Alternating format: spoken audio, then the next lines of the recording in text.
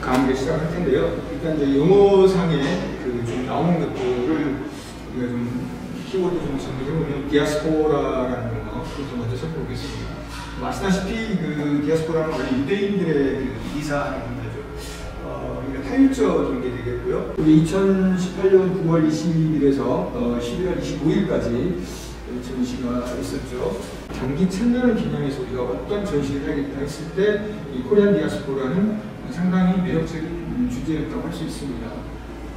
왜 그러냐면 이 1000년 동안의 사건이 많지만 그 중에서 이 코리안 디아스포라는 단순간에 일어난 사건이라기보다는 장기간에 걸쳐서 우리 한민족이 뿔뿔이 흩어진 결론적으로는 이 중국, 일본, 러시아, 우즈베키스탄, 카자흐스탄 등 아시아 지역의 5개국에 거주하는 5나라에 거주하는 우리 작가 25명을 초청해서 114점의 회화, 영상을 전시한 거고요. 기존 전시와 이제 차별화를 주기 위해서 취했던 결과론적인 전략이긴 합니다. 처음부터 그런 전략이 명확했던 건 아니고 나중에 일이 되어가는 걸 보다 보니까 이렇게 본능적으로 뭔가 차별화를 취했다라는 걸 말씀드리도록 할게요. 한나경, 신순남, 박성균, 변월령 이런 작가도 원래 우리 전시 작가 명단에 들어있었어요. 근데 나중에 빼게 돼요. 2017년 12월부터 2018년 7월까지 한 10차례 정도의 장례를 받게 됩니다.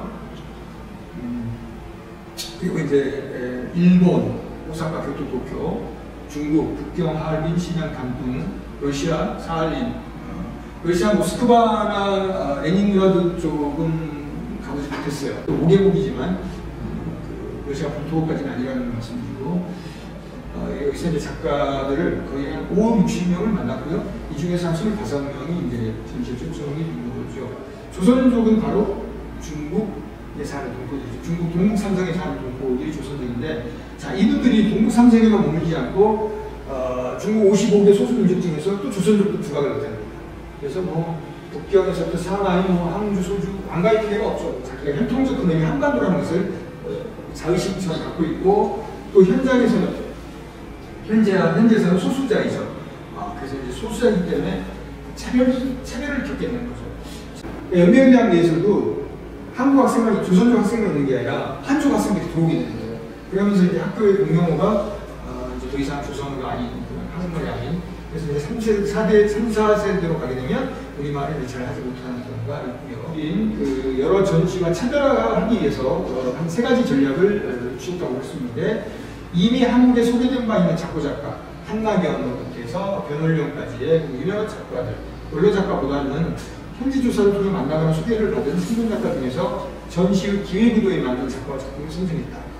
두 번째로는 2주 1, 2세대 작가를 넘어서서 3세대, 4세대로 맥을 잇고 있는 제외한 동포 작가들의 세대별 유니성을 살피기 위해서 80년대 이후 작가도 초대했다. 자, 그리고 이제 무엇보다 중요한 점은 다시금 아시아의 코리안 디아스포라 미술이 가지는 주체의식과 시대정신을 살펴봐야 한다는 당위성을 현지사 조사를 통해서 만난 작가와 작품 보면서 깨닫게 된 거고요. 제가 전시를 하다 보면 전시는 연역적이냐 균형적이냐 둘 중에 하나입니다. 처음부터 어떤 주제와 이걸 설정해 놓고 들어가게 되지만 결국은 그 연역적인 강도 속에 모여있는 작품들을 보다 보면 귀납적으로 풀 수밖에 없는 상황이 되게 있어요. 그러니까 모여진 작품들과 작가들을 보면서 취사 선택을 하면서 자연스럽게 귀납적 방법으로 전시가 된다는 게 저의 이제 크리에이터로서의 생각인데, 그래서 이제 결국은 그 만난 작가 50명의 작가들을 쭉 가지고 이렇게 우리 주제의식으로 뽑아보다 보니까 이렇게 4가지 기억, 근원, 정착, 연결이라고 하는 4가지 키워드로 정리가 되더라고요. 이산의 역사를 기억하는 것, 뿌리와 정체성을 탐구하는 것, 그리고 또 하나의 고향인 각자의 세상에서 정착해가는 모습을 그린 것, 그리고 한반도가 연결되고 싶어하는 곧 디아스포라의 상황, 또 한반도의 분단을 넘어서고자 하는 이런 작품들이 주된 거라는, 물론 이런 4가지 경향 외에도 아주 현대적인 경향이라든가 그 설치미술 같은 거, 그리고 추상적인 거, 그런 것도 많았습니다. 오해하시지 말아야 될 부분이 지금 보여드린 작품의 내용이 디아스포라 미술의 전체상이 아니라는 걸 미리 말씀드립니다. 김승이라고 하는 73년생 이 작가도 지금 중국에서 그 미술대 교수를 하고 있는데, 이 작가는 이 전시를 위해서 내폭의 연장을 그려줬어요. 할아버지가 부산 출생인데 1907년도에 태어난. 그래서 이제 아이가 아들 태어나니까 이제 기와주에서 막 잔치가 열리는 거예요. 근데 여기 저 뒤에 보면 일본 군함, 일본 국회의장 군함과 일본군들이 몰려오고 있어요. 그러니까 이제 헤이그 미사 사건이 1907년에 나거든요. 우리가 경수국지가 1910년에 일어나니까 1905년부터 한 10년까지 5년간, 5년간 거의 뭐 일본한테 외교권을 박탈당하고 뭐 경찰권을 박탈당하고 군대가 해산하고 이때까지 군대가 해산되는 시점이에요. 그래서 이제 한 일가족의 경사와 상관없이 비극적으로 볼 수 있고, 아버지 결혼, 할아버지 결혼이죠. 할아버지가 아까 태어난 장면이었다면 할아버지의 결혼, 자기의 결혼을 이렇게 3대 결혼을 통해서 근데 이 할아버지가 그 중국에 이주해서 그 한약관, 중의원이죠. 중의원에 일을 하게 되는데 그 집에 따님과 결혼한 장면이에요.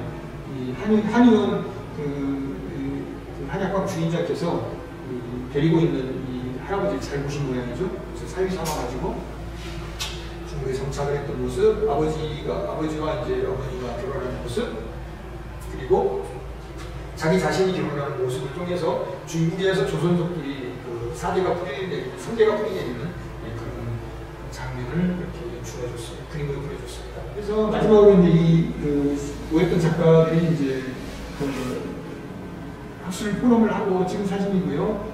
개막식 장면. 이 겨울기 작가가 이제 그때 이제 그림을 기증하겠노라고 이제 말씀해 주시는 바람에 13장이 지금 안산미술관 경인미술관에 이제 들어가 있습니다. 자, 캐트 콜비츠는 이렇게 얘기했습니다. 뭐라고 했냐면, 교태와 치장이 예술의 전부가 아니다. 우리가 이제 사실 예술의 여러 기능 중에는 기록도 있고 장식도 있고 하는데, 지금 우리가 보는 이야기는 비극적 서사들이죠. 그것도 우리가 마치 연극과 그 드라마의 희극만 있는 게 아니라 비극이 있는 것처럼 이런 아픔 속에서 우리가 풍성한 디아스포라의 이야기를 할 수 있을 것 같아요. 이상으로 마치고요. 감사합니다. 감사합니다.